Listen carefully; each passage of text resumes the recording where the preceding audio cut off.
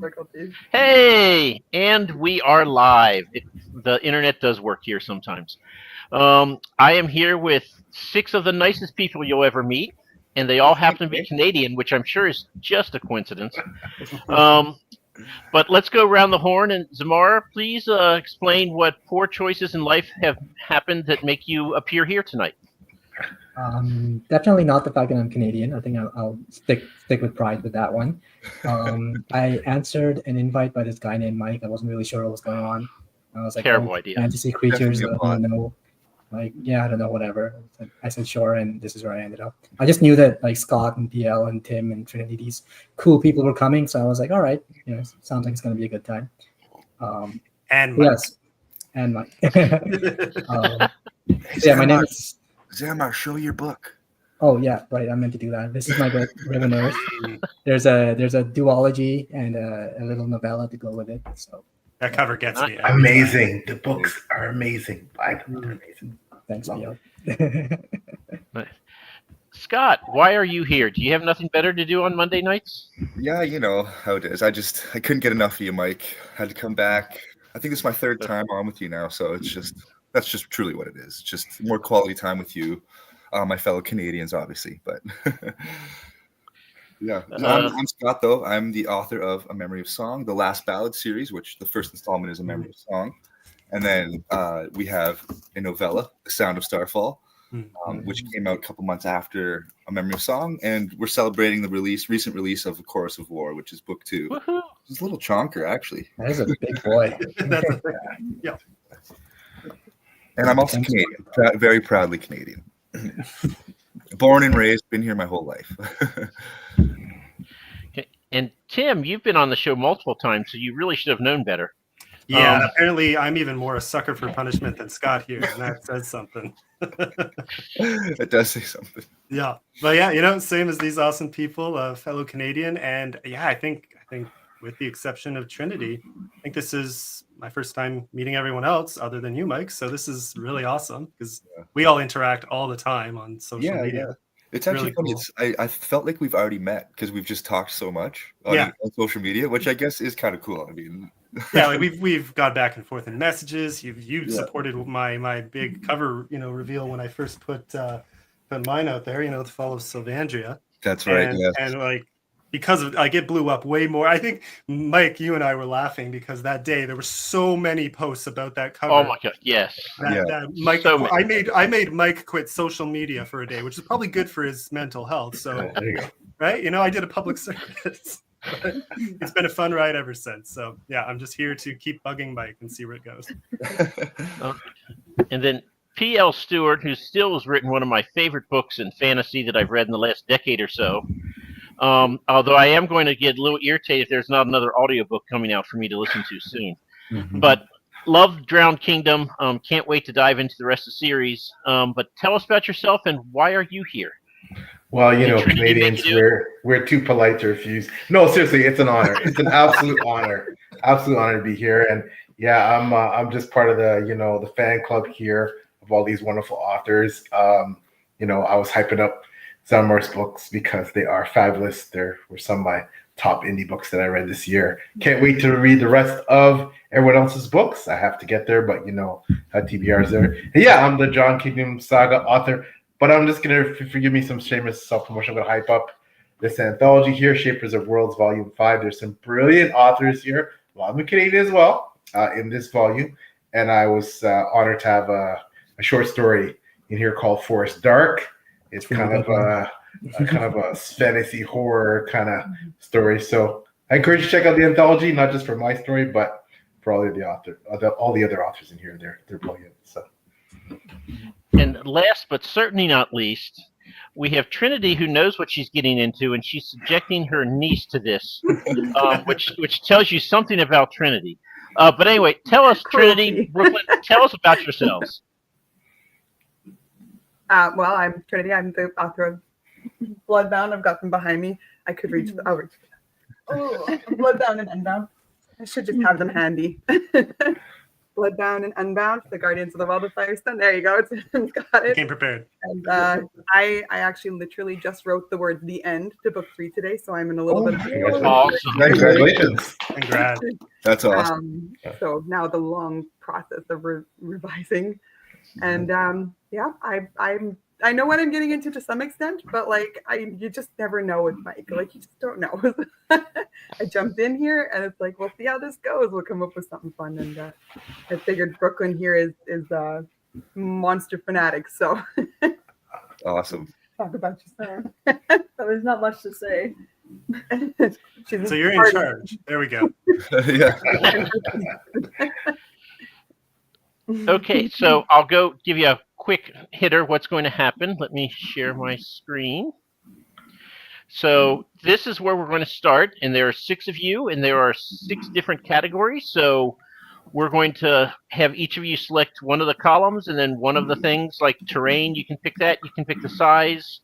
If there's less people, I get to pick, and I try to make it as miserable as possible for my guests. But I have 6 of you, so I'm counting on you to really go in 6 different directions and make it the most awkward creature ever.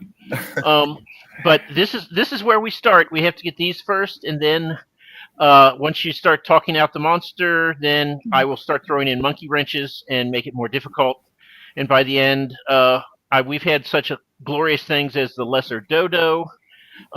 We've had all sorts of fun things. So, who knows what we're going to have. But let's go ahead and Brooklyn, you were the last to introduce yourself, so you get to pick first. Which of these columns do you want to pick from? And then you get to pick one of the things underneath it. And I am merely the person who writes down the effects now. My part is done because you all take over from here. So tell me what you want: terrain, size, strengths, weaknesses, diet, or active time, and then which one of those underneath there, and I'll start logging things in. I could totally do size. That seems. Okay.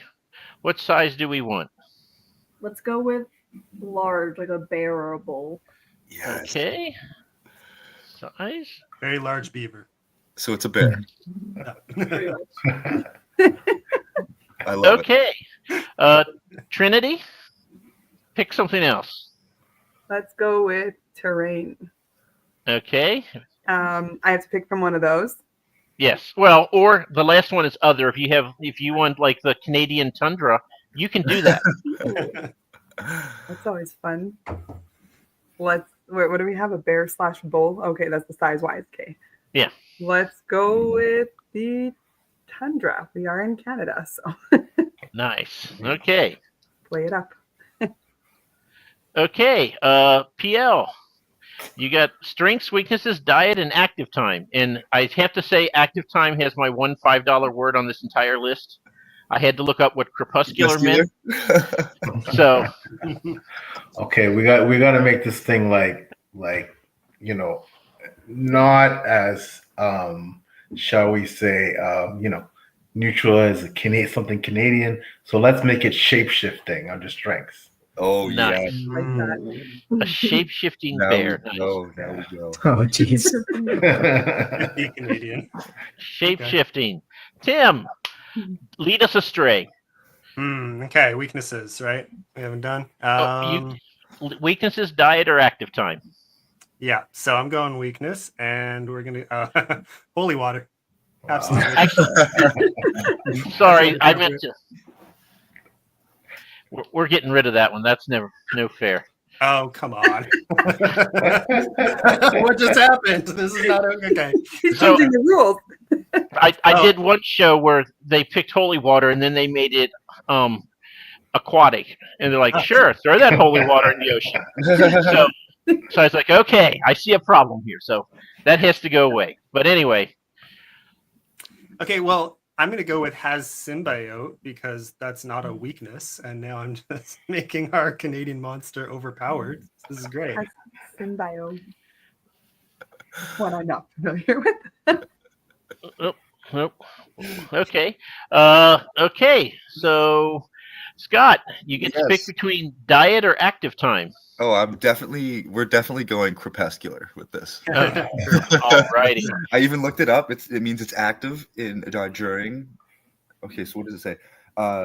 Appearing or active in Twilight. Yes, I had to look it up myself. So, yeah. So, Zamar, you get to pick diet. Is this going to Yeah, be the first time we have a fungivore or an insectivore that's bowl size in the tundra? Fungivore. A fungivore in the tundra. Yeah. I think you know what I feel like the spirit of Canadians is very, very open minded, so we're just gonna go with omnivore. Omnivore. Yeah, Pretty chill with everything. Yeah, I'll like pretty it. much eat anything too. yeah, So I like it. I like it. It has to be with Alrighty. beaver tails. So now we have the starting point, so those can go away. So you all start talking amongst yourselves what this thing is like, and I will just record the notes here. I have no say in the matter. I will throw bad suggestions out, but that's about it. I have a So suggestion. I have a thought. take it go away. for it. It Go should for have it. bark skin. Maybe. Bark skin. Bark. I like that. Okay, Bark, yeah, I like it. I like it. very good. How many creatures do you know with bark skin? If it has In the bark, tundra. does it bleed maple syrup? Perfect. I like that. Slapping a tree. So, yeah. But also, can't it change its skin because it's shape shifting? Oh, Oh Yeah, yeah, it's true. Fair. Yeah, Okay. yeah, good point. I think this is maple It syrup. change shapes, but always has bark skin. I don't know. Yeah, Okay. I vote. This is because of what Samar said. We have to give it a beaver tail. yeah, absolutely. Absolutely. That you beat Definitely beaver tail. me to it, man. Symbiote means it's living in symbiosis with another, right? So does that mean it Yeah. has a some sort of attachment, like some sort of Think of virus Jabba or- the Hutt and that little creepy thing that was on his shoulder. Yeah, that'd be cool. That'd be cool. And like, does it have? It must have some sort of living growth. Has like a super large mosquito. Like Oh yes, the black one, like this, Oh, this good. super large mosquito. That's horrible. Into it. just biting into it, just feeding You off could've- of it. You could have picked like a Maple blue syrup, jay or it's in the something maple nice. Mosquito. I think you should have antlers like a moose. I think that's a kind There of you go. Definitely. Like Think paddling time, big paddles. yeah, huge mofos paddles. Oh, those could be the symbiotes too. Like the antlers are living, Oh, there you go. Oh, so and they fight. They argue. Like one's Yeah. good, one's bad. So I am just a record keeper. You don't have to keep any of these. I just throw the ideas out there, and then you can pick from these later. So Zamar, what are you thinking here? This shape-shifting bark skin moose antler symbiote that argue with one another, that's addicted to maple syrup and has a beaver tail. And it's crepuscular. Yeah, and What does crepuscular mean again? I don't know. it only comes out at dusk and dawn, low light. Oh, Like that's mosquitoes. Yeah, it's a very exactly. short frame of time. Yeah, I mean, mosquito makes sense. Yeah. It's an omnivore, but is it a scary omnivore? Like, is it dangerous to people? I think It's up big. to it's up to you guys. if you piss off one of those antlers, it'll probably eat you. Yeah, for sure. For sure. Don't mess with Absolutely. the antlers. It's got two antlers. One of them is kind of like the angel on its shoulder. One of them is kind of the devil. You know how like with manatees, I think manatees were mistaken for mermaids. So Yeah. I feel like our creature is kind of like the mermaid of the tundra because it's a shape. Oh my gosh! Hey, there you go. Canadian Yeah. mermaid. He's just kind of like chilling in the tundra, and it's like this. I don't know, whatever you're attracted to, man, woman, I like that. whatever. Yeah. And, like, it'll like take on that form and draw you in. The siren call. It'll Yeah. shape shift. Canadian siren. Yeah. So does it turn into a reindeer and try to lure people away, thinking it's the North Pole that's going to, or what? Yeah. Yeah, Or you just- scary, wouldn't it? I don't know if Santa. I've never got confirmation if Santa was Canadian. I think he might be Norwegian. Yeah. Yeah. That was never, I thought it never was beyond confirmed. borders. Howdy, Shane. What's So that? Shane did this once, and he still wants to come back and watch others inflicted with this. So that's nice. Okay. Shane, I think it was Shane. If this was Shane Boyce, I think it was his birthday. So let's send out a happy birthday to. Yeah, it's true. Yeah. What's up, Shane? Birthday, Shane. Great guy. Shane's a great Happy guy. birthday, buddy. Happy birthday, Yep. brother. Happy birthday. Happy birthday. Okay, so I think we got a good start. So, who would like to pick a number between 1 and 16? Scott, you smiled. 16. 16? Okay, so the first monkey wrench is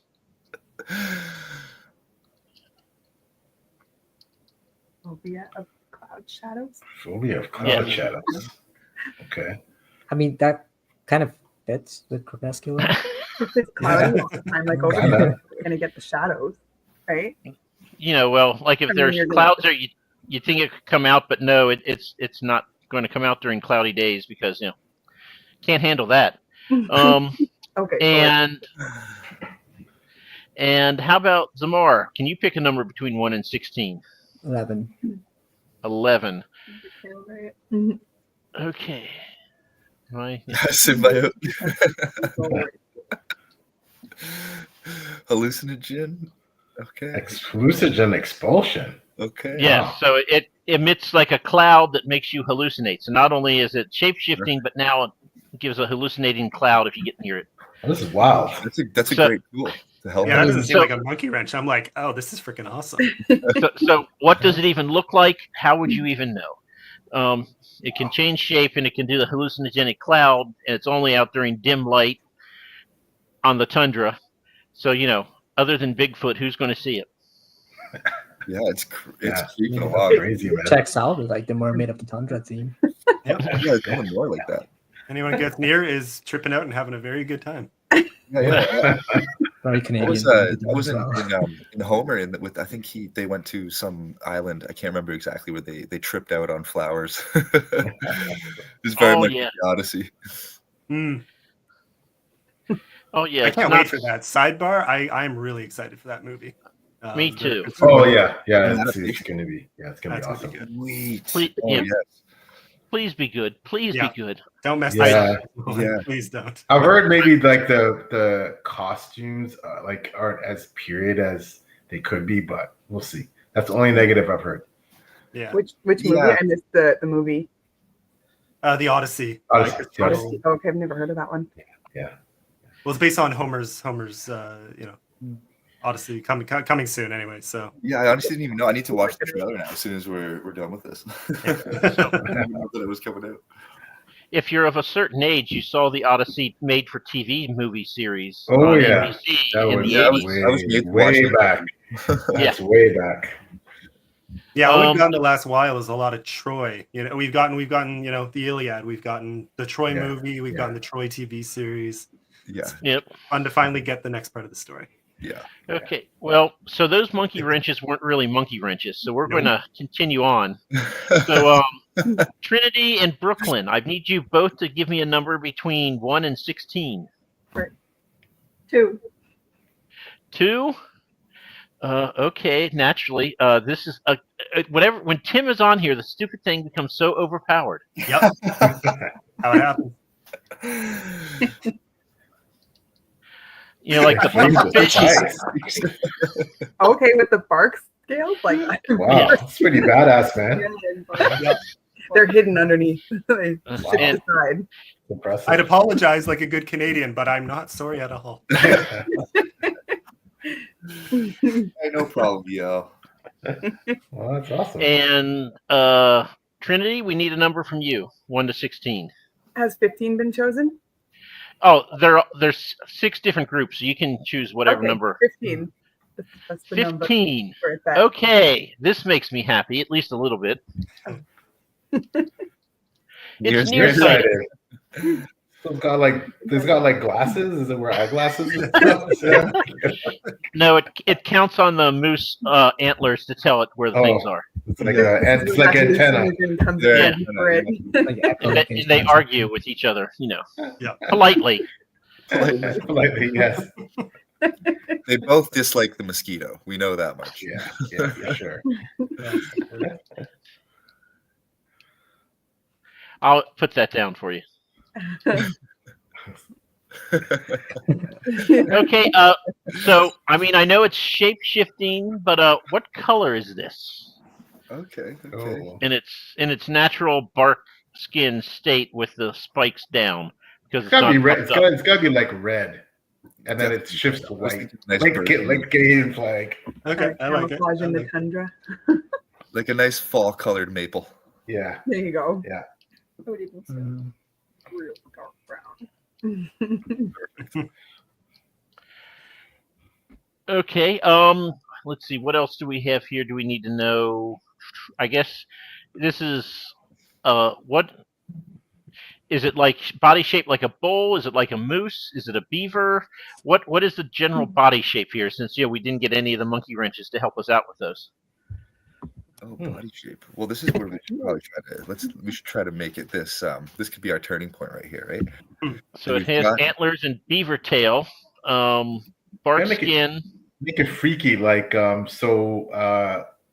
Canada we have the I guess our version of the Loch Ness monster. It's Ogopogo, right? So it's like I a love it. serpent. So It's a serpent imagine body. a serpent with like antlers, like this thing's That's- coming through, and it's I like like that a lot. got this mosquito on the back, and That's Yeah. what I was thinking. I was like, I don't think it should have legs, and I love that. Yeah. I love where you went with that, PL. This is great. Did Ogopogo? Did I spell that properly? Yep, O G good. O. Yeah. it's the OGOPOGO. Is it the Okanagan? Yeah. yeah. Yeah. I like it. This is great. Yeah. And it's got a mosquito on its head. Okay. This is freaky, man. I Yeah, had in my head like a Wendigo thing. yeah. So I was in that gonna case, say, if it's bear sized, is Is it like only the length of a bear, or is that kind of how high it is? How long are we allowed to make? It Yeah. said bear or bull, so you got a little bit of larger than a human. yeah, it can probably be long. Tim. Yeah. Like I imagine, like the main chunk of its body would be like bear, like its head. Yeah, so and then- have a long tail, kind of Yep. trailing, right? Yep, that's what I'm thinking. So it's in the tundra. Does it like slither like a snake then on the land? I guess. Yeah, that snake would help it in the tundra, I think. That would make a lot of Yeah. sense. That'd Yep. be cool. Or Yeah. it could burrow, and Yep. Especially because it's near. I guess So- the nearsightedness helps. So we have basically an anaconda here with moose antlers, a beaver tail. It's red. It has bark skin. It puffs up with spikes. It's Oh, yeah. the mermaid of the tundra. in Mosquito love. symbiote. Yeah. Addicted to maple syrup. Yeah. Okay. Zamar, anything you want to add here that it has to have that's missing? Honestly, can't think of anything, man. I'm just like spending all my processing power trying to imagine this. If I add like one more detail, I'll just shut down. Well, I had to restart when we changed it to a serpent. So I'm glad you said that, Zamar, because we have 2 more monkey wrenches to go. So please give me a number between 1 and 16. 6. 1, 2, 3, 4, 5, 6. Oh, Oh, jeez. I don't even know how it does this, but it's a long leaper. Wow, leaper. They could do that. Yeah, It's yeah, like do a that. springy tail that I'm picturing it's like like a that spring, Pokemon, you know? like And snake then- that like there's like a snake in Pokemon that like bounces. And Yeah. Yeah, it's like how cobras they just spring out. Like, Yeah, right. See, I was thinking it's like a leech and it went like this and then it just kind of did like. But okay, I like yours better. I don't like leeches. And who have I not called on to give me a fun monkey wrench? Oh, I think me. Me. Oh, And PL? Tim, too. I think You like first, to Tim. throw it out, yeah. So 1 to 15 on this one. For Tim or me? I Oh, think UPL, yeah. go ahead, PL. Give me a Okay, number. I'll say 9. 9? Okay. 1, 2, 3, 4, 5, 6, 7, 8, 9. Ooh. I don't know how you could tell, but it bleeds easily. But it's red, so Okay. That's the So we won't even It's know like that a hemophiliac. Well, we established it bleeds maple syrup, right? Was that? I thought that's what we Oh, said. yeah, that'd be it awesome. bleeds maple syrup. This is great. This is a Canadian treat, really. And it would clot. It would clot very easily. Yeah. It's a maple taffy. Maple taffy. Yes, clot is maple taffy. Brooklyn said the saliva is tree sap. Yeah, there you go. There we go. Yeah, venom. That's awesome. Tree sap venom. okay. So this omnivore that lives in the tundra, And help me out here because I'm not big on my whole tundra thing living in Virginia. Does this mean there's trees or is it just snow as far as the eye can see? What is tundra exactly? Like There'd be a barrens. few trees, right? Yeah. Like it'd be Yeah. open Yeah. fields of cold blowing wind. And like Yeah, stone and rock. Like Don't Siberia. be- Yeah, Siberia. There's Stone too much, and moss and like Reindeer grass, very little soil. Yeah. You It's know? not Okay. always snow. It does melt in summer. Yeah. Well, when I'd it- hope so for the mosquito. There's right. a lot of like swamps and stuff, and it's basically just I think the ground is frozen permafrost, and that's why the trees can't grow. Yeah. And Very then, boggy. but there is other vegetation. Yeah, the Barrens. I read Lost in the Barrens by Farley Mowat. Okay, I've been to the tundra. Via book. See, I've watched Alone, the TV show. So Oh, I've seen- yeah. Out there, like the Mackenzie Valley there, Mackenzie Delta, they call it. Mm. Yeah. That's pretty much right on the Okay. tree line, right? Yeah. But now it's like Okay, so this red serpent-like snake that bleeds maple syrup with antlers, beaver tail, puffs up, has bark skin. Am I missing anything? The mermaid of the tundra, which is a shapeshifter. We can't forget it shapeshifts because Yes, It so it's like a needs that. siren, right? It shapeshifts into like whatever you're most attracted to, like it, like the clown, and draws you in. and if you get too close, it has an hallucinogenic expulsion to just really mess with you. Yeah. It's actually great because it's kind of like an oasis in the middle of the tundra. Like the idea of an oasis, like it'd be like, it'll draw you in, like safety, warmth. Yeah. Okay, so let's start with the whole life description here. What's its food source? So there's definitely going to be mice, right? Is there mice? I guess there would be probably mice in the tundra. Yeah. You can feel the mice. Yeah. In the tundra, You yeah. can, Yep. Mosquitoes. It's not its own. Is it its tongue, like the frog tongue? Oh, we can give it a frog tongue. I like that. Black flies, deer Yeah, for sure. flies, Deer flies, black flies. Lots of flies. all the biting flies, dragonflies. It's omnivore, right? So there's also going to be the leafy stuff. Yes, reindeer grass. It loves Yeah. reindeer grass. Mm. That's actually one of its favorite little treats. Okay. I think that gets us a good start. How does it move? It has no feet, so it slithers. Okay. She Yep. slithers on its belly. Okay. How does it get its food? Does it Oh. stalk it? Does it lay in The wait? siren thing, right? The siren shape shifting. Yeah. Draw Or right does it, like a or Venus just the flytrap. smell of maple syrup just causes everything to come running? I've got one. I've got one Yeah, for you that would get a one. lot of bees. You get a lot of bees from that syrup. All All right. Yeah, Brooklyn it was- has one for that. Yeah, I was the- raising a great point that like How they get Yes. Yeah. this thing is gonna be eating flies all day. Just that day. Can I make a political statement? It eats the occasional American wanderer. Oh Comes yeah. up to the north. Yeah, I was working it out for us there. So we need to make the flies. The flies need to be modded to be larger, like to Yeah. be able to support our beast on the time. I put supersized flies. It also just eats like bison, I guess. Yeah, I Oh, like yeah. there's some meteor yeah. doses And there. like reindeer Yeah. and stuff. I've got Yeah, a lots of good one deer for out how it catches the food. Hunt a muskox. Mhm. How Basically, does it's not picky. You know, Everything, basically. When winter's If coming, they'll smaller start. animals were to like scratch their backs on the bark, that would like cause them to Ah. use, like, Yeah, yeah. That's a great idea. That's a great And idea. then it can puff up and skewer them. Oh yeah. Yeah. Right. Yep. This is great.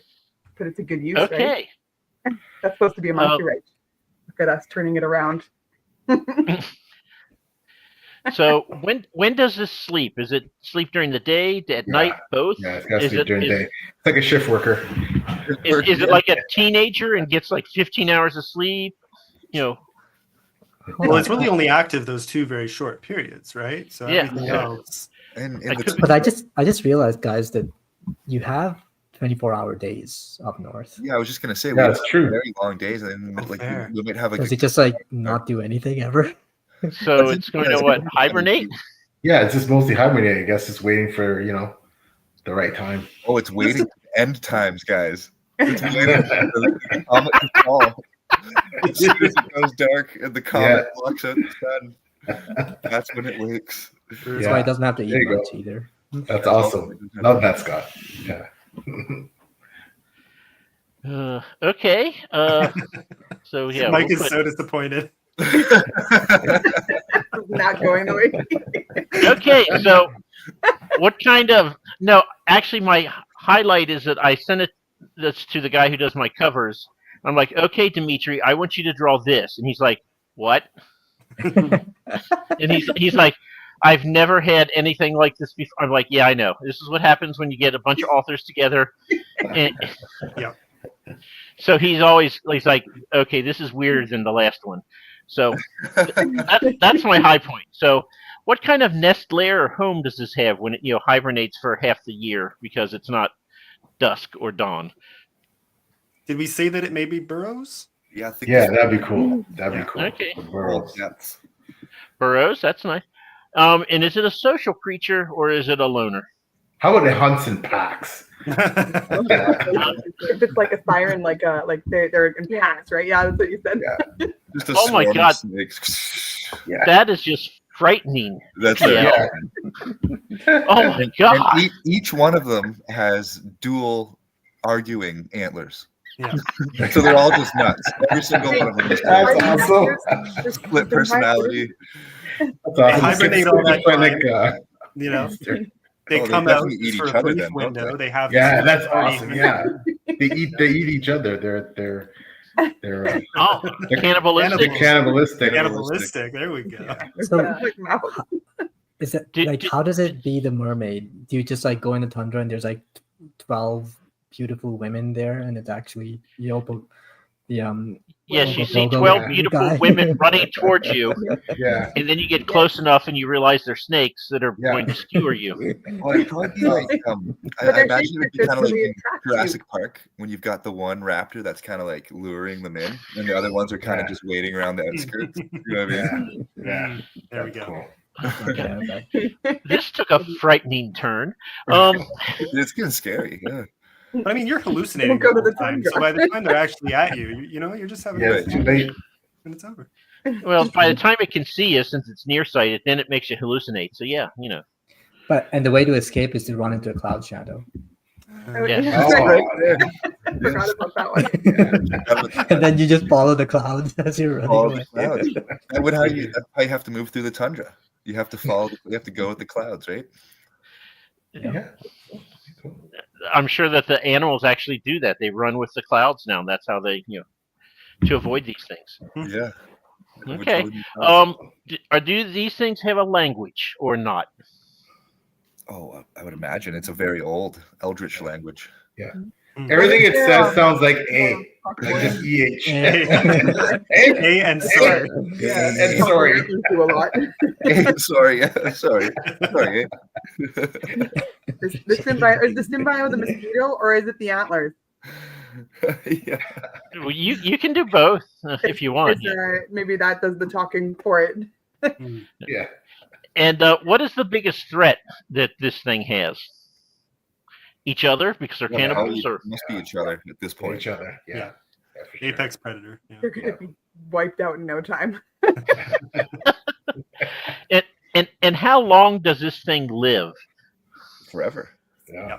Because it's waiting for the end times, right? Forever. Exactly. The harbinger of the On end here. time. It's the harbinger of the end times. And we're at the last now. What is the species name? Oh, Ooh, jeez. a name. Gotta give it a name. Yes. So we can think about this because the next question I'm going to ask you is, what are you reading and what do you recommend? So if you don't have a name right now, you can just shout out somebody else's book or your own. Like, you could hold up your book that's actually wrapped and say, this is, Proxima Station, hardcover.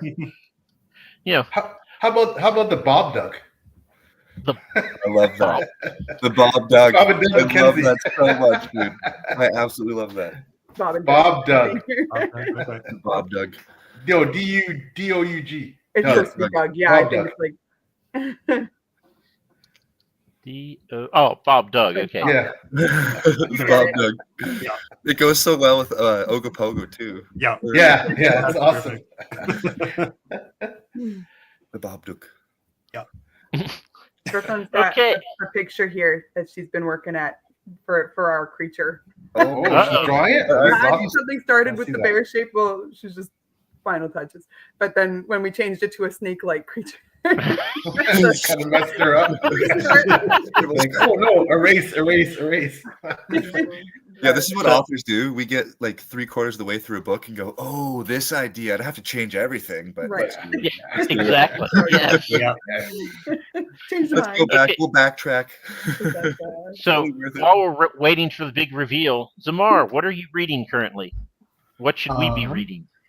Okay, so this one's a little bit of an indie hidden gem. I just finished it very recently. Sorry, it's called The Servant, and it's by Actually, let me. my friend called Justin Greer. Oh, Okay. Justin Greer, yeah. He is such a talented author, guys. He's got such beautiful prose, and it's just classic fantasy and just done really, really well. So highly recommend that one. Love it. Scott, how about you? What are you reading, Yeah, I'm or actually- should we be reading? I'm right into Bernard Cornwell right now. I'm on Sword Song. So I just started the 4th book. I'm about 200 pages in. I'm absolutely loving it. I'm stealing a bunch of stuff. Like some great ideas with going to talk to a grave of a dead person, Yeah. bring them back to life and get some answers. And I just love it. I'm eating it all up right now. But I'm a big fan of. I'm really into that right now. I just did. Recently just did Beowulf for the first time and Nice. just really diving into that old Norse stuff and enjoying it, the old English. I see PL was really excited about that. Oh, that would be so cool. Yeah.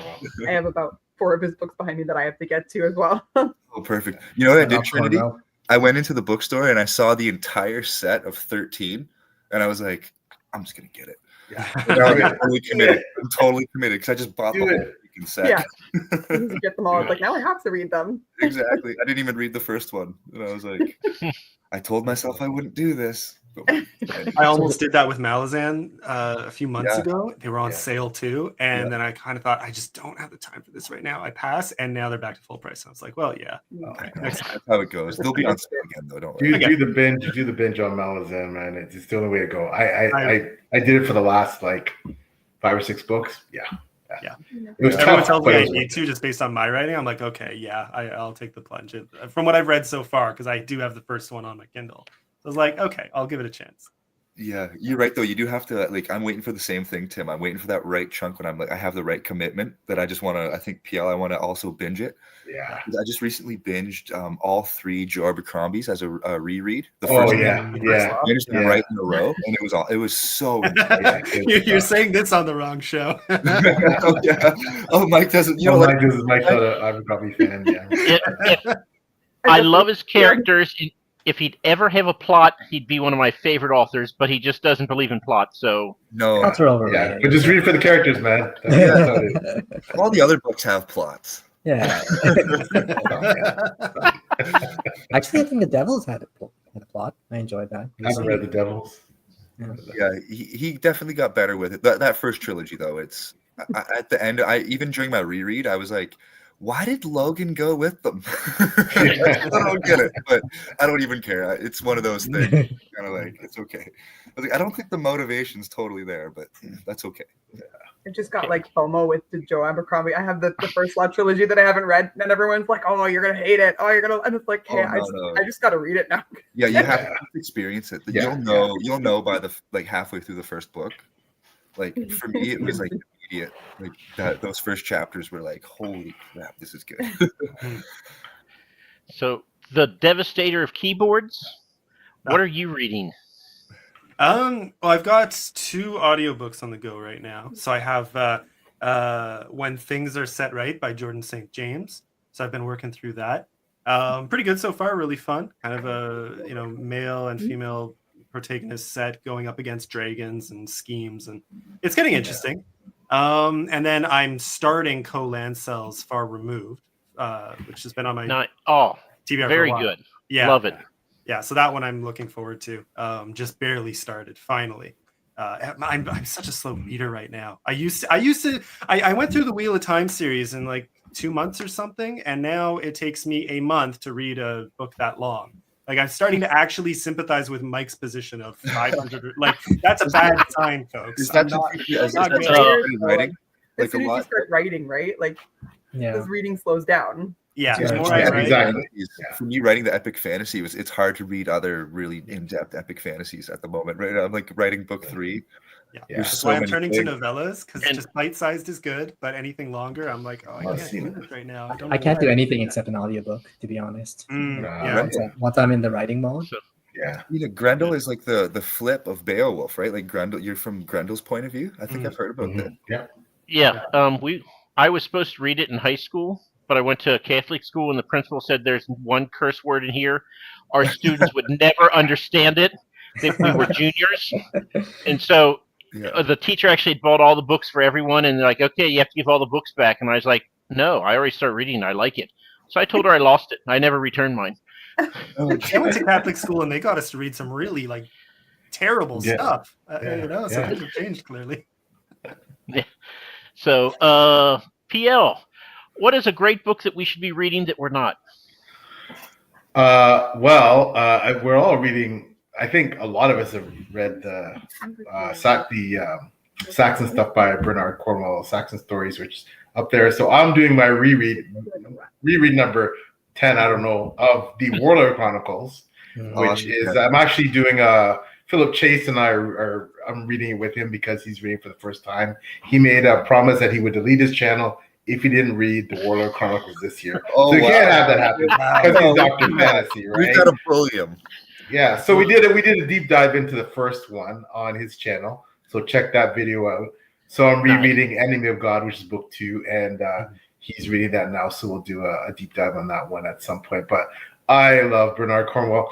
You can see it all shelf nearest to this year up there. Yep. One of my faves, along with John Gwynne, Joe Abercrombie, George R. R. Martin, Jenny Wirtz. You know, it just gets into that top. PL and I have a very similar shelf, I think, at the back here. Malazan's right on. You can probably see Malazan. They're peeking out, and John Gwynne, and all the rest. Yeah. So. Okay, and Trinity, tell us a book we should be reading. There are many. Yes. What I'm currently reading, I have like 6 on the go right now. It's insane. It's ridiculous. I'm reading like Lord of the Rings, The Two Towers, but I'm listening to it on Audible. If I'm going to suggest anything, I'm going to say go and listen to the Lord of the Rings on Audible. Andy Serkis, Andy Serkis, yeah. I just got those. I plan on doing that Audible review too.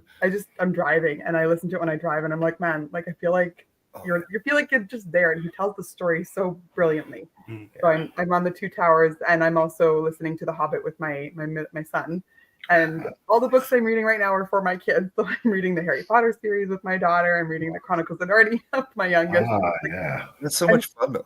Yeah, they're so fun. I'm not actually currently reading anything for myself at the moment. I've paused at least until I finish the 3rd book, which I did today. So I'm going to be looking for a book. That's worth a lot. Congratulations again, Trinity. That's exciting. 3 books? That's awesome. That's awesome. Yeah, the trilogy a wrap. That's the end of the trilogy?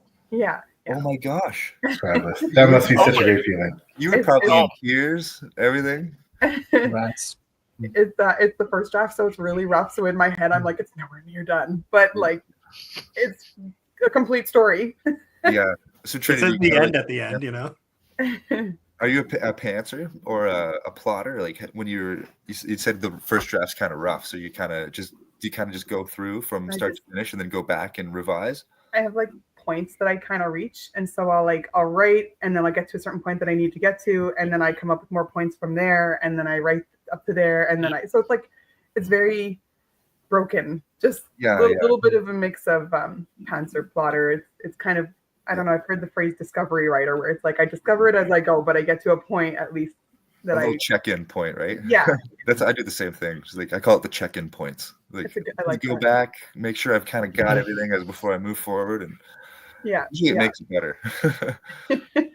It works for now. I feel like my process is changing a little bit. Like the next book that I'm going to work on, I'm probably going to outline it like crazy, just because I'm very intentional right now that when I finish the trilogy, I'm just going to sit on that for a bit and try and make back some of the initial investment, and then do some more after, but plot a little bit more in detail. I had the same ambition. I kid you not. I was like, after this duology that I had pants pantsed like crazy. I'm gonna plot my next one like crazy. It's gonna be amazing. And then the moment I got to writing, I was like, I don't have time for plotting. I just want to get into this. And then that's what happened. That's kind of how I feel like it's gonna go. But you know, I go in with high hopes. Yeah, I used to plot everything, and then my characters would make decisions that I did not want them to make, and I just threw my plot out. So, yeah. Part of it too. Yeah, they do. They take on life, and that's what makes the best characters, though. That is, yeah. That's why it's kind of like I kind of set like guardrails, Mike. And then if I allow myself to make some crazy decisions up to a certain point, and then I'm like, okay, now we're way off the rails. But it was like we talked about with Brooklyn's picture. We're very often, for me as an author, anyways, I'm really far along, and I have a picture, and I'm like, oh, I'm adding a snake tail, baby. Go back and redo everything. Because it really does. Like I find accepting those things definitely helps. That's the good stuff. A lot of the good stuff. I'm curious too. Well, PL, I'd be curious to ask you, especially because you have that short story of that anthology. But I find those guardrails, like I definitely leave loose guardrails, so I don't not plot. There is a plot well in advance. I almost always even know the final line of the story when I start. But the shorter the story, naturally, the narrower those guardrails are. So, like, I just finished a novella that was very plotted, or it felt very plotted to me because I just came from writing a 540 pager, right? That didn't feel plotted at all, even though I had this. It was the same level of plotting in my mind. It just came out very differently, right? Yeah. So, it is interesting playing with length. Yeah. Yep. I wrote 3 short stories, which when the second book in my series, I was like, man, I love short stories. I need to do this more often. Have not written another one since. Yeah. You know what's funny? I started writing a short story for an anthology that I'm going to be in next year, and it turned into a novella. And another person that was writing for the anthology, the same thing happened. And we're both like late, and we're like, sorry, our short stories keep turning into novellas. That's awesome. But like, it really is like the idea. It's like you really have to have the right idea for the story, and the idea will make itself as big as it needs to be. I find, like, if you're really exploring it. But that's what, like, I love the whole thing. I think most of us are doing like full lengths and novellas and short stories. Try. I'm like, I don't know if I can write anything under 100,000 words. Well, that's what's funny is like that's and you probably could, Trinity. Like of course it's but your ideas are grand, right? Okay, like, I have one idea that I'm going to turn into like a 5-part novella series. That's the plan. That's the intention, is going in with like almost like a series, like a season 1. Each kind of book is an episode sort of thing, 5 parts, just a filler between, because there was like a time gap between 2 of the books. So I was going to like take one of the side characters and kind of expand that time for her. And I was like, maybe we'll see if it is shorter or longer. Yeah, well, that's like I'll just let it be what it is. Yeah. Like, let's just go for a ride. Let's just go for a slither in the tundra. I think we have a picture here that's more or less ready. You're ready to show it. Yeah.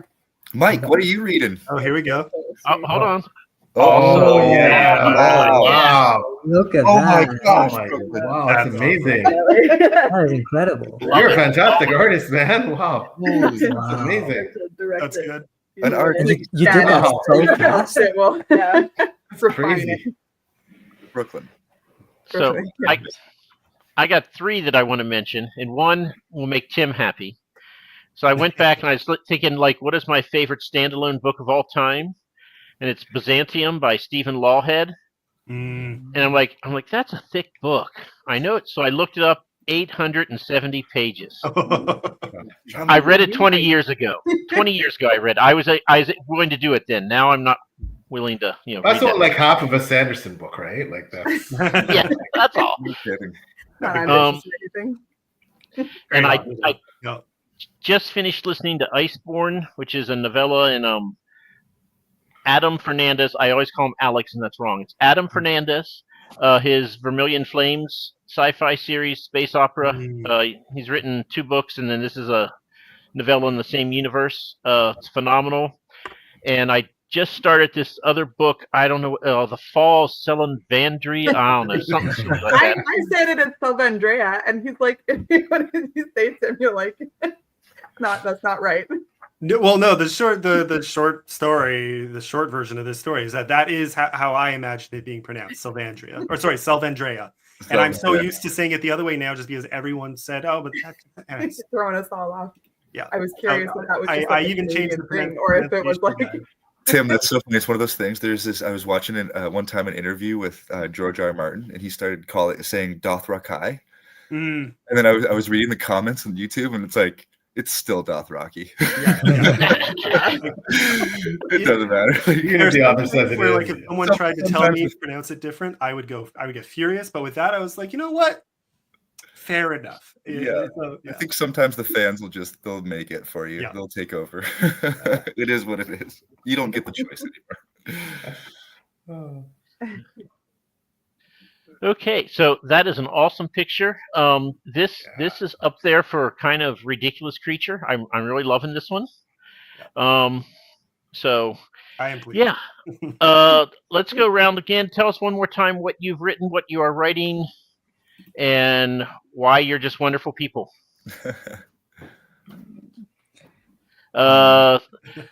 Trinity, you get to go first. First, so tell us who's going first. Trinity, go for it. Well, again, I'm writing Bloodbound and Unbound, and the third book is I don't know. Everyone does these like title reveals and all this, and I'm like, it's Inherent Bound. So here's the title. And it is currently in a very early finished first draft phase, and hoping to publish by spring, and then I'll have a completed trilogy of the Guardians of the Well of Firestone series. Oh, that's I'm awesome. jealous. Congratulations. fantastic. Okay, I'm jealous too. The completed series, that's amazing. Yeah, it's awesome. Good feeling. It'll be a better feeling when it's actually published. Oh yeah, but I also just pulled down Bloodbound because I took it off from the publisher, so I don't have that available. I just overwhelmed myself. I was like, oh, I got to finish writing the book, and then I go and pull down Bloodbound, and I have to republish it now too at the same time doing all this. I'm like, what was I thinking? Author life, everything happens at once. Yeah. Yep. PL, how about you? How long is your series going to be, first of all? It's a 7-book series, so I've 7? published a book every year. Book 5, A Pack of Wolves, just came out in the spring of this year. I'm currently working on book 6, A Black Dragon on Red. Oh, come out in nice. spring PL. 2020. That's a fun name. And now, are there any audiobooks in the near future? Short answer is no, not until I finish the series in ebook and and physical form. The audiobooks are expensive, especially to do it right. I'm gonna get the whole series published, and then we'll revisit about doing audiobooks for books 2 to 7, because there is an audiobook currently for Throne. I just don't have unlimited funds. But there is an audiobook for book 1, A Drowned Kingdom. Basically, we need to buy more of PL's books. Yes. Go on and buy PL's books. And multiple. Buy them early and often. I will certify they are excellent and very, very Yes. readable. So. Yeah, honestly, it looks so good. So you're like, is inspired by Atlantis? Give us a little 5-minute pitch, because I'm really interested. It's great. Yes. So it's my version of Plato's Lost Tale of Atlantis, but essentially what would happen if Atlantis sunk? There were survivors, and then the survivors are led across the water. Like, no big spoiler, Atlantis sinks in my series. Star Wars is led across the water by this very flawed and bigoted prince. He wants to establish a new Atlantis in this new continent, but the people there don't want him there because, the Atlanteans, they're famous colonizers. They're all monotheistic. They worship a single god, and in the new continent, they worship like druids and magic and what the prince and his culture would consider heresy, and so yeah. Anyways, it's amazing, Scott. It is absolutely amazing. Yeah, it sounds so cool. I use the idea PL in my series. I have a group of survivors that survived a cataclysm and rebuilt a new society. I didn't do it like right in the first, followed that group. It's kind of more in the history, but I love that concept, the idea of a kingdom after a kingdom. Just love it. That's my jam. Thank you. Like I said, got a big series planned, 7 books, and then I'm going to go back and do prequel trilogies, 2 of them planned there, and then another follow-up 7-book series, and then short stories. And of course, I have this one out in Shape as a World, the short story it's set in that universe. So I'm just going to keep writing in this universe, for as long as I can. Love it. I have to get my hands on those too. So, Tim. Yeah, well, as you've heard now a few times, so my main book out right now is The Fall of Sylvandria, which is on audiobook. So I did that myself. So if you can tolerate my voice here, I think it sounds a bit better on audiobook. I did the thing is you're stuck when you're doing an audiobook between cost if you get someone else to do it, and just time and hard work if you do it yourself. I invested a lot in software and a good mic and all that.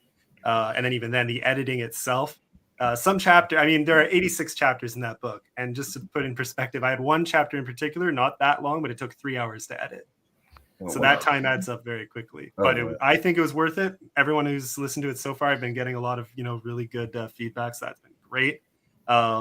So then on Friday, I have a cover reveal for my upcoming fantasy heist novella, Skyfold. So stay tuned for that. And on Friday, I'll be making both the ebook and audiobook review copies available to anyone who wants them. So stay tuned. Yeah, so I did the audiobook for that as well in advance this time. So Ithra, you don't have to wait. You don't have to wait this time, I promise. Nice. Full of beasts and monsters. Sorry? Full of the beasts and monsters. Yeah, I was gonna say, actually, so we all have the rights to this creature. Yes. Yes.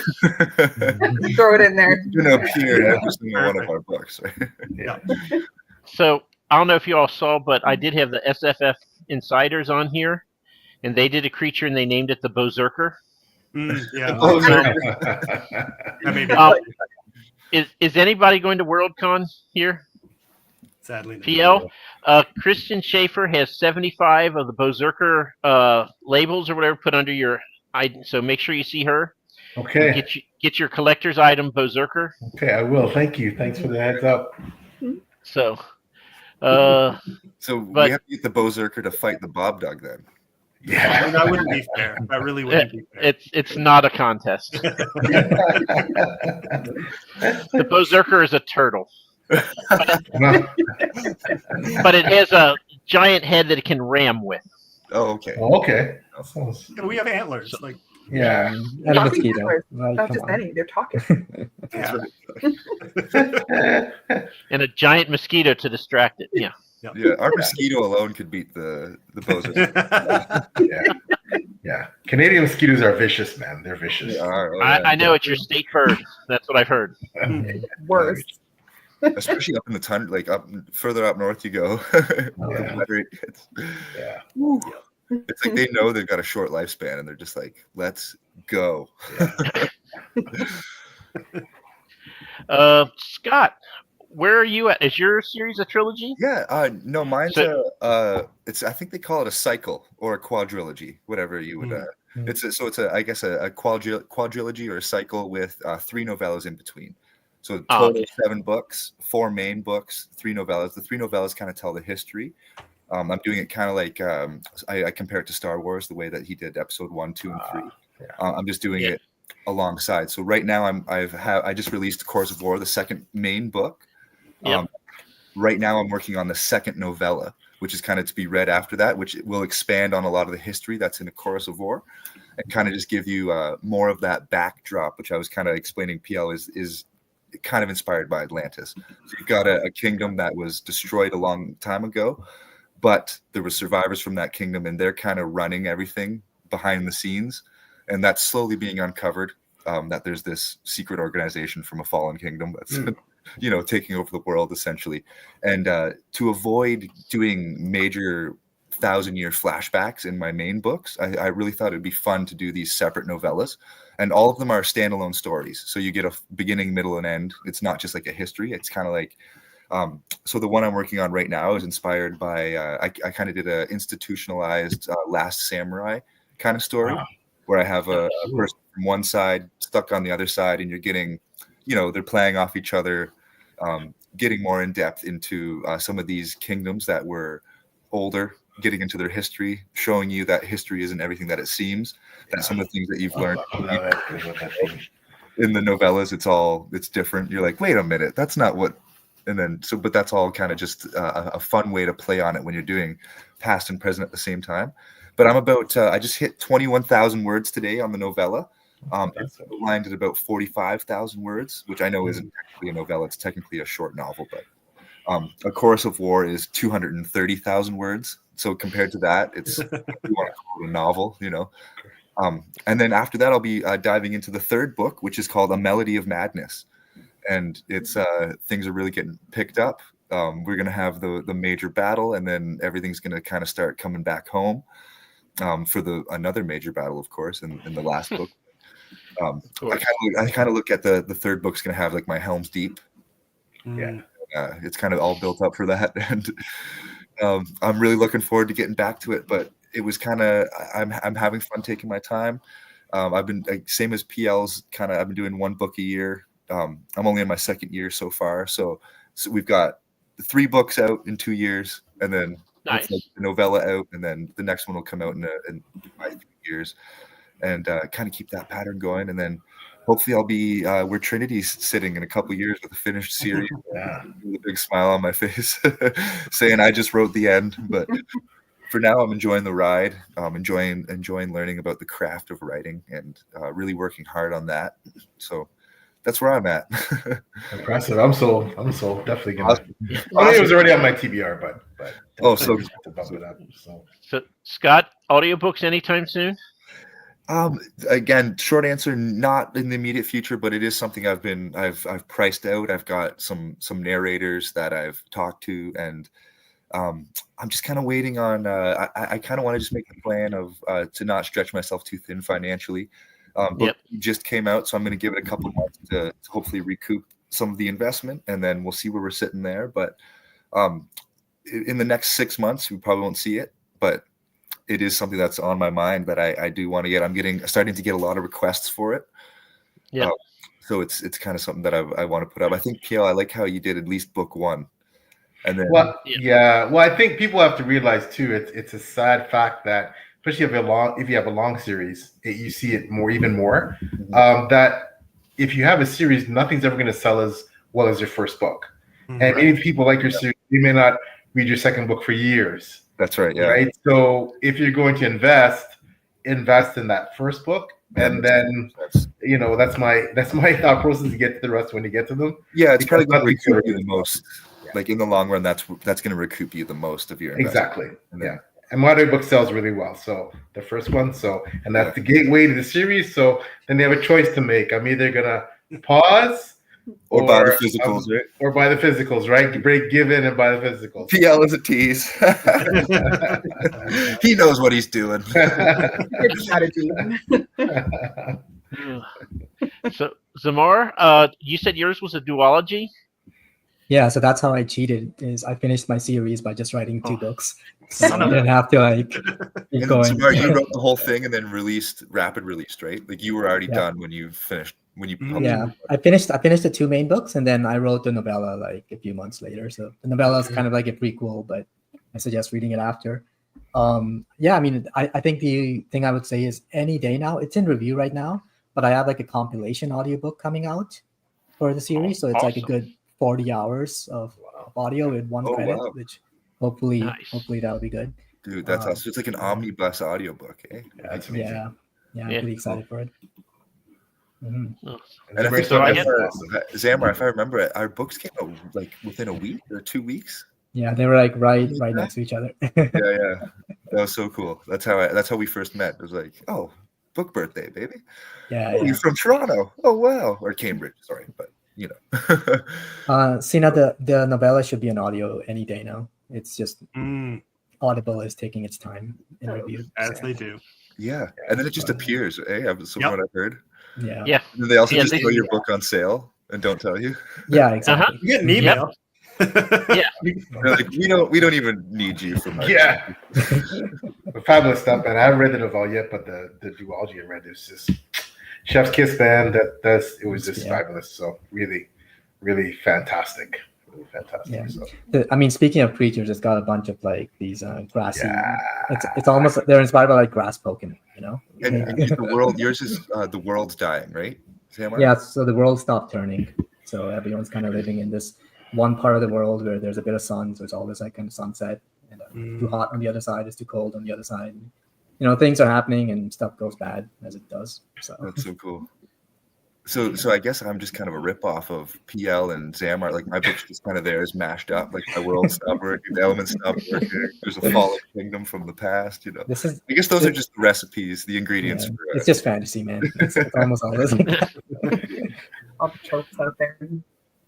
So I'm jealous because I now have 3 series that I've started, and none of them are anywhere near being completed. So Don't you have standalones though, Mike? Or no, my fantasy, I've written 4 books in a 7-book series. Sci-fi, I have 1 book out. The second book is coming out this year in a 5-book series. And then the Proxima Station is a novella series. It's going to be like 12 novellas. And I have 1 out. The second one will come out probably in January, and the third one will I'm trying to do 2 novellas and 1 novel a year. I don't know that I can handle this, but we'll see. And I don't have a 25-book series yet. Joe, so- Joe's got 25 books planned. He's another awesome author. Great stuff. He writes great stuff. Super He's like, cool. well, Jim Butcher's doing it, so who can't, right? I know. Mike's books are so much fun. I enjoy them a lot. I've heard a lot of good things. Everyone reads them, loves them. Yeah. It's also like very, very good audio, I would say. But, So I will tell you. So for me, because I use like a lot of Celtic stuff, and when I had the guide, the narrator, he's like, "Are you going to give me a pronunciation guide?" I'm like, "You're from Bristol. You know better than me how these." And I learned so much about the pronunciation of my characters' names, just because he did it. And I always tell people there's the river that the guy crosses. It's spelled Fowey, and it's pronounced Foy. I'm like, yeah, never would have got that. I would have called it Fowey. And I've had 3 British people like, thank you for pronouncing everything properly. I'm like, I don't know what language you all speak over there, but it's not phonetic. So yeah, I got 3 different series started because I thought it would be fun to do that and have 3 different entry points into what I write. And now I'm like, I've met so many people like, do you have a completed series? I'm like, no. Maybe 2029, 2030, 2031, somewhere in that range. Yeah. They should all be ending about the same time, and then I'm going to be stuck with, well, what do I do now? So. Yeah. See, that's half the fun of having so many ongoing series is you can mood right. You know, you can work on where your mood is at. You always have something on the go. For me, my mind would just explode. I don't know how you guys.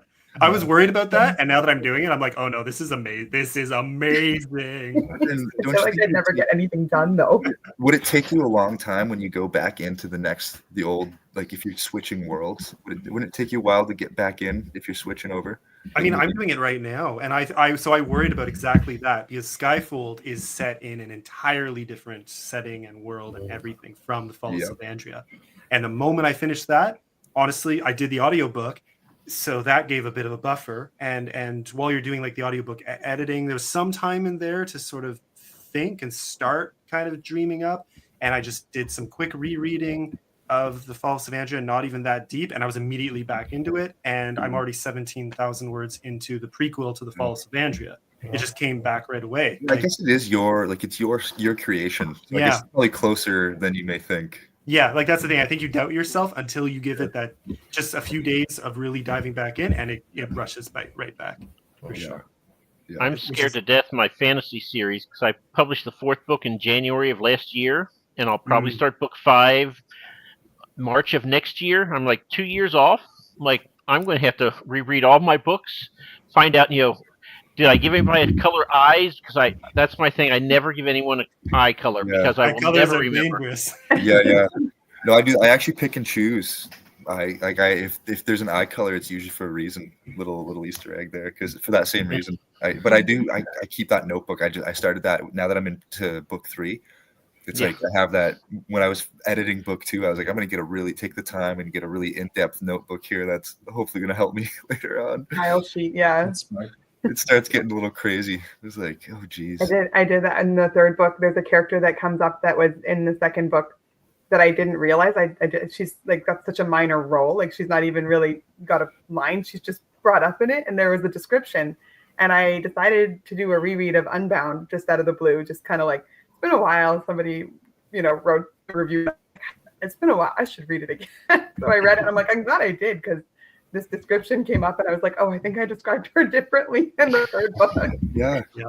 Oh, ages are dangerous too. Like that's what I started actually going as in depth of like the month, the day that they were born, like to actually get like a solid don't age. do that. Don't do that. I had this. It was a thing when it was like it came down to like when I had to get the age. I was like, I need to get the months.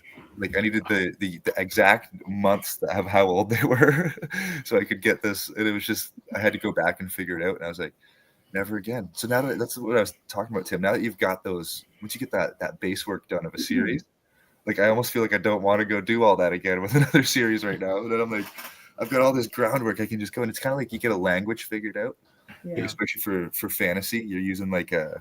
You've got. Do you do a lot of that beforehand, or do you do it kind of as you write as well? Well, a little of both. A little of both.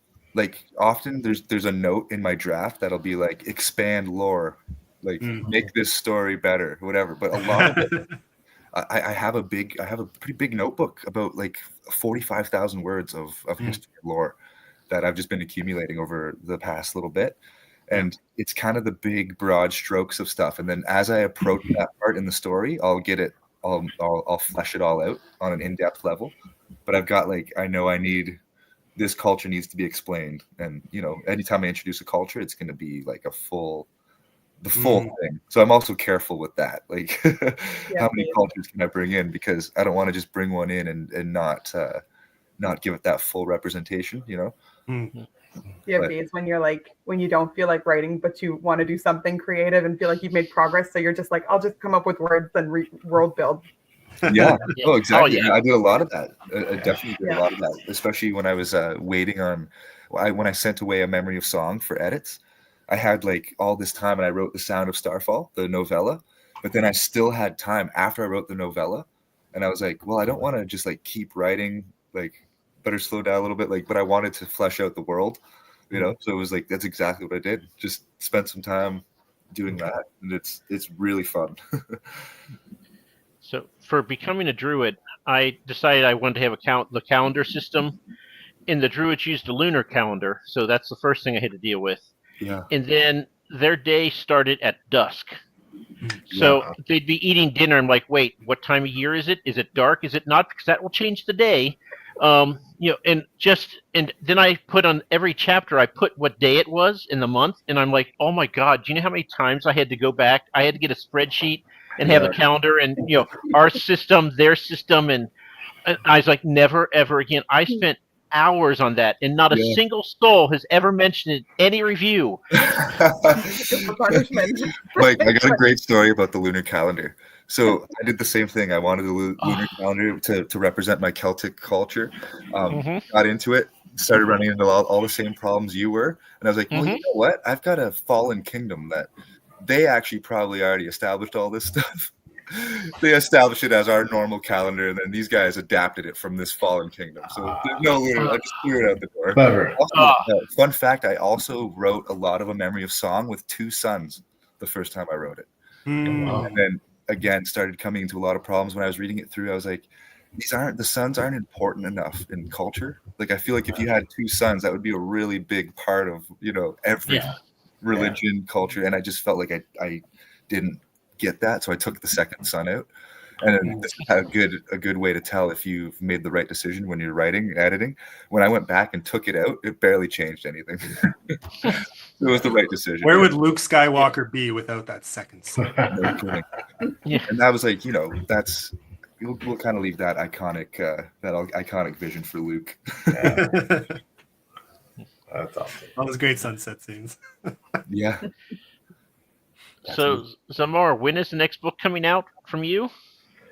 So next book is unrelated to the release series. It's a brand new project. I don't know. I'm still drafting. I'm like 140,000 words in, and it keeps going, but feeling really good about it, enjoying myself. I think that's like the most important thing. Is just like, I don't know about you guys, but when you start writing, it's like when you read a book and you're super immersed in the world, but then when you're writing a book and it's like a whole other level of like immersion. Oh, Yeah. definitely. And you guys all know that, you can relate to it, but that's basically where I'm at. In my head, it's just a story. I'm sitting in meetings at work and I'm actually just daydreaming. So You're right at the sweet spot too. 140,000 words. You've got so much meat there you've got everything's probably you're probably just rushing along. Everything's established by that point. Yeah, it depends on the day. Sometimes it's like, oh god, there's so much farther to go, and then there's other days it's like, we're doing good. So. That's actually, it's funny when I just did my first signing recently, and I had somebody ask me. They were like, "What?" Sorry, let me just get the question. They were like, "What is like when they were aspiring author themselves, and they were like, how do you get your ideas? How do you get your ideas for writing a book?" And I was like, well, here's the thing. I've got the hard part is actually sticking to one idea. You shouldn't be asking how you get ideas. You should be asking, how do you finish one idea from start to finish? Yeah. And I truly think like that is probably the hardest part, just like finishing a book, fleshing it out. But that is the most rewarding thing. Like Zamar, when you're 140,000 words into one idea, you're really everything's kind of flowing and you've got this big thing in front of you. For me, that's the most enjoyable part. That's where I was really addicted. And I was like, oh yeah, I'm going to be doing this for the rest of my life because I couldn't imagine life without it now. Right. Having that project that's just always there that you can always go back to,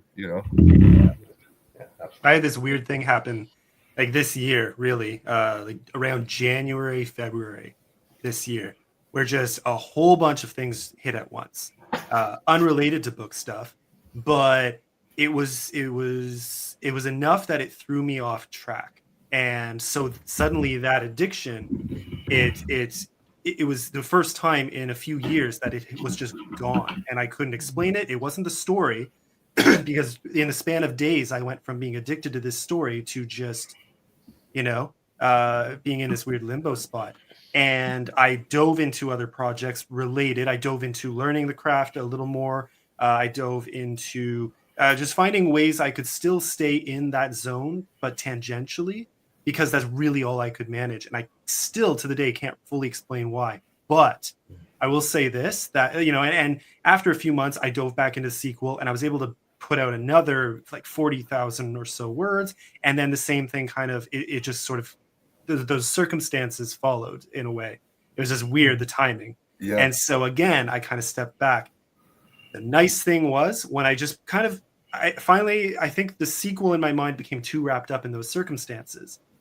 When I took a step back and just wrote this novella that's totally separate and way more fun and light. It has some serious moments, but it's a lot more lighthearted than my dark fantasy, right? And just that change of tone. My writing actually then became the way I escaped that funk, if that's what we can call it. It was this huge release. That's cool. And I blasted through it in record time. And now I'm like, now I'm back. Now I can't stop. So it's like, it never goes away, but you sometimes have to find a way to reframe it sometimes, right? Yeah, exactly. That's actually, I'm going through a similar process right now, Tim. I had, after finishing Chorus of War, I was just picking away at this next book, 1,000 words here, a couple days off, 1,000 words, and it wasn't flowing for me, even though I had the story there. And I was like, I don't want to call it writer's block, but it's like, I think that is kind of what it is. It's just like it's other circumstance. It's not the writing. It's just sometimes it's hard to get that creativity out, especially when you've just kind of immersed, like put so much out with the releasing a book. But what takes a lot out of you. I've changed my routine. And I just changed my routine today, where I'm waking up earlier instead of staying up later. And it like I had like a 2,700 word writing day today, just from changing that routine, just getting a new reframing everything. Like I'm just gonna look at it first thing in the morning rather than later at night, and it's just crazy how you can just do that, you know? Like you can take this thing, and we can just move it here, move it there, look at it this way, look at it that way, but it's always there for whatever you need it for, right? Howdy, Tim, by the way. And EL, I mean, that's the thing. EL's kind of my muse on this, because we've gone back and forth for ages, and he pumps out books like no one else, you know, and now I get it. I really do. I think it is an effective way to keep the passion alive. Yeah. That's interesting. Yeah.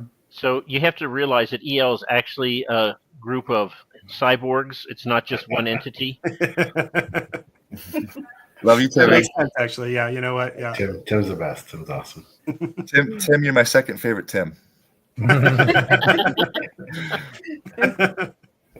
Well played. So, Tim, are you like ever going to put out another book, like maybe this week or something?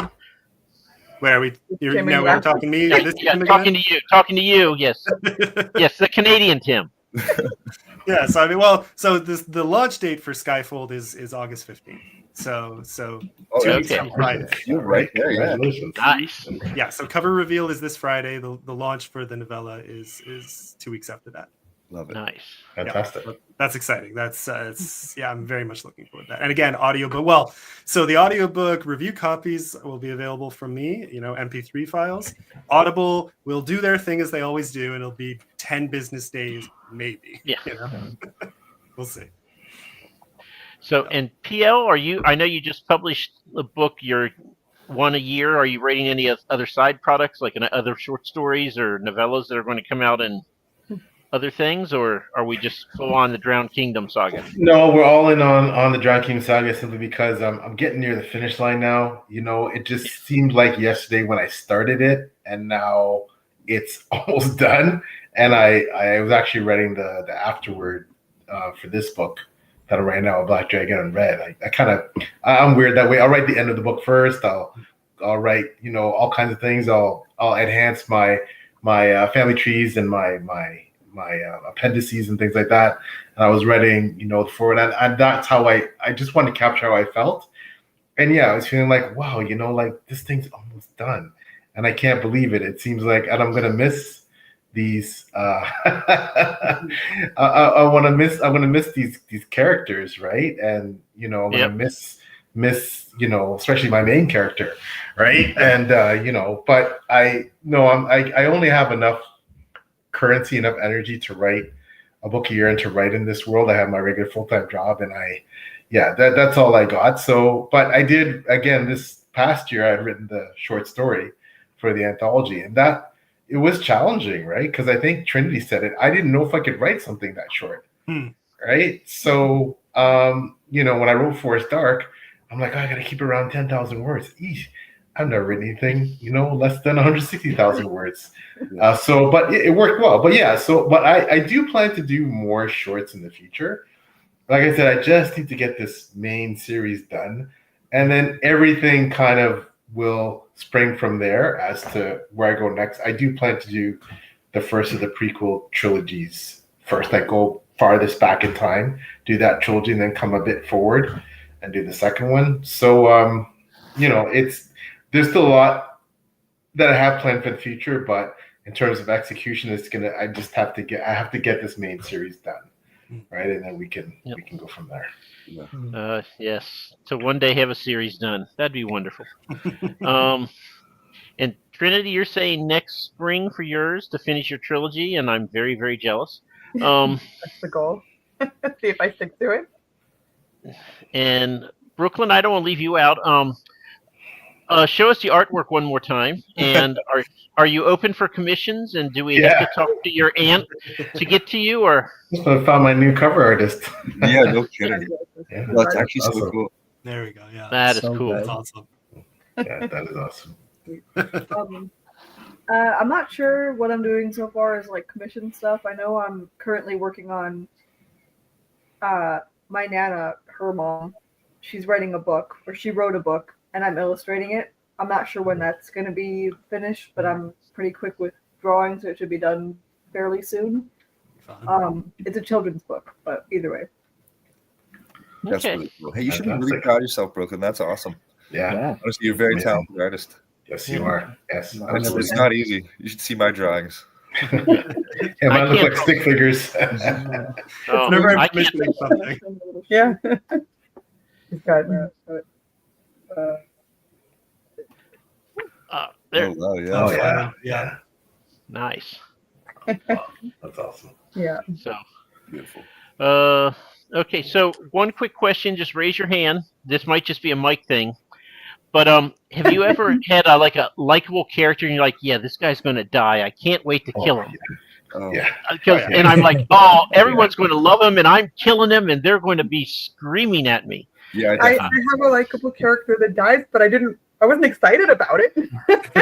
Yeah. Oh, I I have have one planned coming up that everyone is going to love him, and I'm like, nope, he's toast. You're not going to see it coming, but Is he a named author like character, or no. And I do, since Tim is in the chat, I do have to say that for this book just came out, I Tuckerized a whole bunch of people, So good. and I Who's asked, the dog? You got dogs in there. those are the alien species are based off the 5 dogs that I've owned. Well, that's But awesome. I have to apologize to Tim Wolf because it's kind of almost cozy, and his character is the villain, so he is the lamest villain on the planet because he can't do anything. So I'm like, oh my god, I'm writing Tim here. I'm like, he can't do anything. What's he going to do? Push you down? So Oh, that's hilarious. so if you want to laugh at how inept a villain can be named Tim Wolf, then read my book.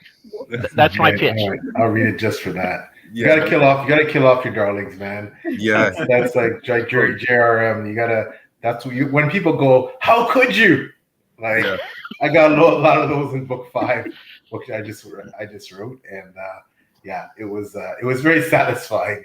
So that people were that invested in the character that they actually cared when. Yeah. They, Actually, I've got one that like killing this character completely changes the story. Like if I leave them alive, the second book isn't the same. And I was back and forth on whether I was going to do it. And like after I did, I was like, okay, this is great. Book finished. I was like really happy with the ending. I still have moments where I regret. Like I wonder what it could have been. I wonder what it could have been like if this character was still, like it is a weird thing, right? I'm still happy I made the right decision, but it's like it is strange how like I think that means that it was probably good. If like the character must feel real, like if in my mind, like you get that longing, the real mourning feeling of like, man, what would have life been like if this person was here, And so, I mean, I've got that, but it still makes me upset at times. I truly wonder. I even had this thought today. I was like, maybe I'll write the series and I'll get up to that point and I'll keep that character alive and just see where it goes. Like in the future, rewrite it, like the twist, like the Grendel story, just from a different point of view and change the story. See what like that's the thing. Like if you have a really fun villain in particular, you kind of want to really get into their head, and the more you do, the more you like them. So the less you actually want to kill them, as satisfying as it will be when that day comes. Yeah. Like in my case, I am nowhere near there with a few, that I have going.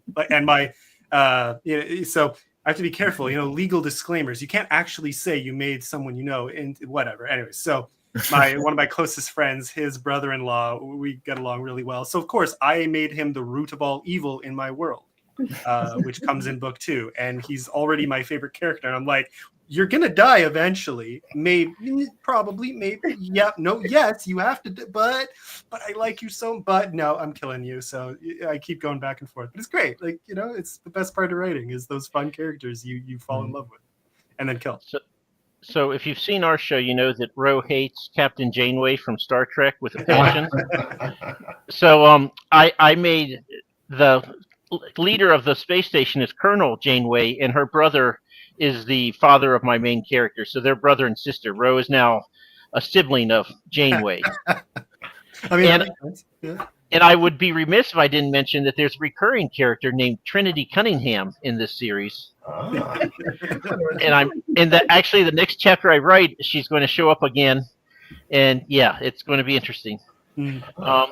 And Trinity, the real Trinity, gave her some really great phobias to deal with. She's an astrophysicist who's afraid of heights and afraid of being in confined spaces, like telescope rooms. So yeah, Cloud shadows. Cloud shadows.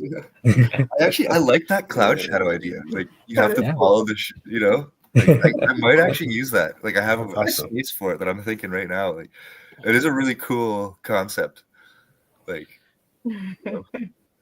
follow the clouds, you have to migrate with the clouds. Mm. No clouds, you gotta hide. Actually, that could literally work. Actually, yeah, that would very much work for my Skyfold sequel. So there we go. Now I have an idea. This is There you great.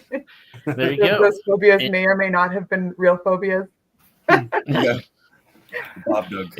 You'll never Yeah, know. you can have the Bob Dug in your next series or next novella too, Tim. I mean, that would actually kind of, yeah, Gold. No, I seriously. could have fun with that. The Bob Doug. You've already got the art for it, so I mean, just got a head start. Perfect. Yeah, there you go. So we're doing really well with this, aren't we, Mike? Yeah, These Canadians. I tell you, I did not know what to expect, but it's been fun. The last couple I've done, because a lot of them kind of felt sameish, so I started changing up some of the monkey wrenches. So yeah, so it's starting to get more variety now. So we couldn't use holy water. No, the Australians had like a 30-foot pancake that lived in the marsh that drowned things and then ate it. So Sounds about you guys, right. yeah. The Bob Dug? Mike, speaking of, you were talking about Alone earlier. My wife and I watched all of the seasons of Alone, and then we needed more, so we watched the Australian seasons of Alone. It's a different freaking world. Like when you're seeing these guys survive off the land, they're like, "I'm gonna cut this tangleweed." We're like, what is that? What is he cut? He's like just drinking. He's like drinking a log, like a coconut. Like you can drink logs in Australia. What is happening? They're musical instruments. You can drink them. Yeah. It's another world. Like, there's no squirrels. What? He wants to kill you there, though. Yeah, He's trying to kill you. yeah, lots to kill in Australia. Lots of poisonous animals. Yeah. Spiders, like Sharks too. Lots of sharks. Yeah. And there actually are. I think there are snakes with antlers there. Gosh, It's gonna be the Australia. I wouldn't bet it. Oh. Yeah, the nice thing about the cold up here is that there are there's a bit less that can kill you. Yeah. I always Just said, hypothermia. Yeah, We're watching Walking Dead, and I'm like, why don't they just go to Canada? Like, why don't they just go there in the middle of winter, -40, and they'll just freeze and just smash them up? Oh, This is yeah. my solution for it. It's like, just go up to Canada. Yeah. That's my wife and I's plan too. If zombie apocalypse hits, we're heading Stay here. north, baby. Yeah. Up north, the cabin. We're already accustomed. We know how to survive that. So Yeah. Yeah, I got asked that in an interview. What would I do for the zombie apocalypse? And I was like, look, I'm a large, slow person, and I'm not going to blend in. So I'm going to join the zombies because that's just easier. The winning side. Beat them, join them. Just no need to prolong your suffering, right, Mike? Just Right. get out there, let's just get this over with. I'm not gonna make it anyways. Yeah, just run to them with Before I open run out of arms. food, let's just Yeah. Get tired, stop, catch your breath, run a little more, that's actually not that. Like, if I Am Legend ended that way, like he just has a big steak feast, and he's like, "All right, I'm out." Walks into the sunset. Like, yeah, it's done. it'd be a really short movie.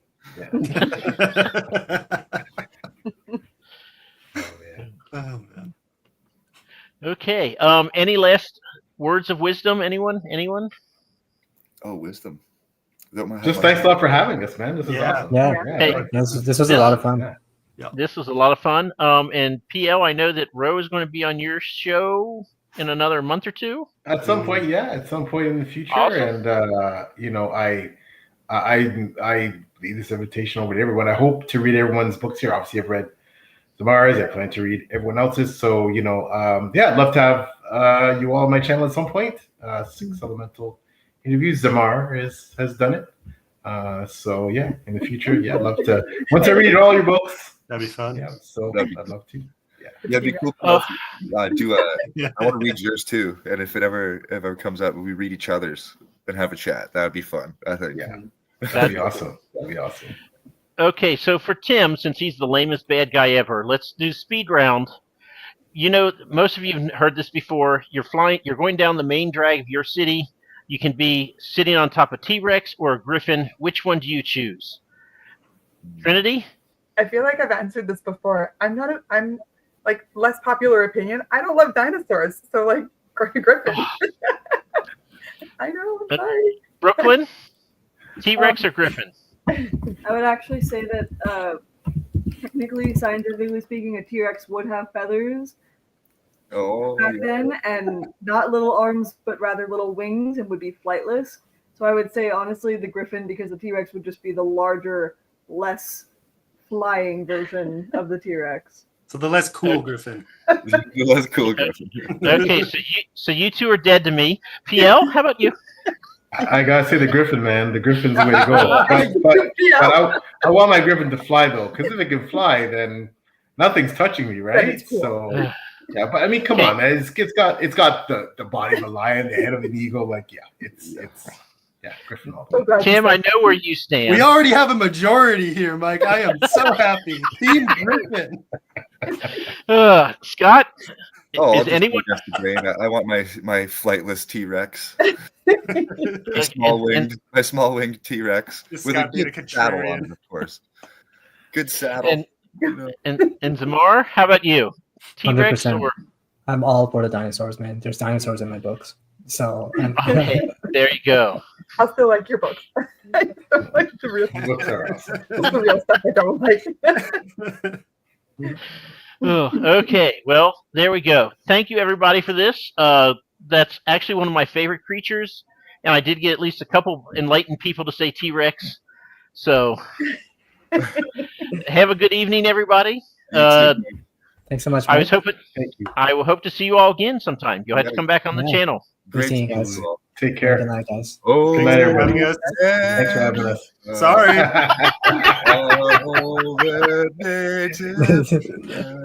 Oh, I just know Canada. That's all the more I know.